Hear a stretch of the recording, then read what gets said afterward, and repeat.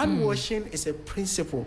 There are laid guidelines. When COVID came, we were taught how to wash our hands. It takes about 30 seconds to about 30 minutes to be able to thoroughly wash your hand. And you see that what people do is that once the food is ready and they're hungry, they just dip their hand inside and then they go. And they start eating. Or they just raise their hands in the water and then they go. It doesn't work. So you need to wash your hand under running water thoroughly at the back, and then making sure your nails, you wash your hands thoroughly and remove all the dirt before eating. So we are advising people that they should wash their hands thoroughly, and that's one of the things that can help. Now, you want to also separate cooked food from uncooked food, because for some people in their fridges, they have mixed everything.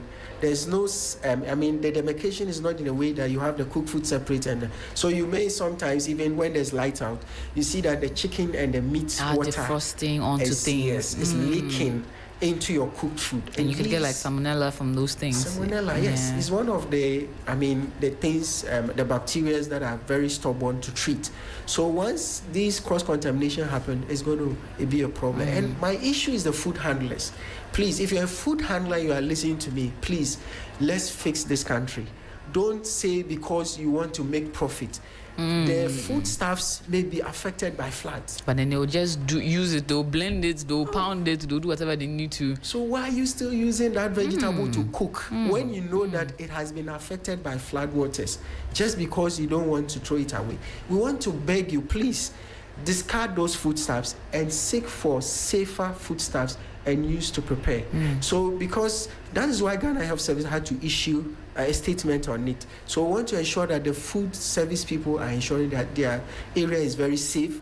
The utensils that you are using to cook, want to encourage that you wash them thoroughly, because some of these utensils can carry the bacteria along. So you want to wash them very well with soap, sometimes even hot water, before you reuse it to go back to cook that palm nut soup that you are going to sell to people.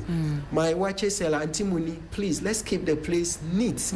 You know, we don't always have to sell food under dirty environment. So this period, if you are buying food, you would want to ensure that you are buying food in an area that is a bit clean and safe. If you are not sure, please look for a different place. And let's try to cook more. Within the next few months, let's try to cook from home.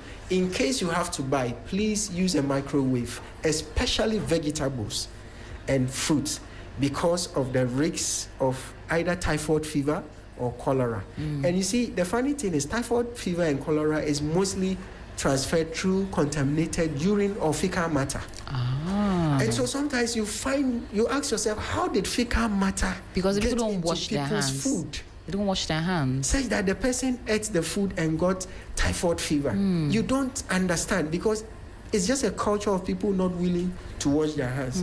You go to places, people are pounding fufu.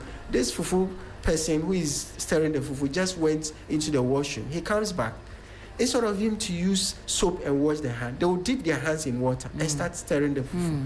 Then when you start talking, they say you are too known. You these booklong people. I've had situations where I've confronted people, because me, I can't keep quiet. Me, when I see it, I'll talk, because I believe that we all need to not keep quiet about these things. Because if we are doing our job, people shouldn't be getting typhoid fever.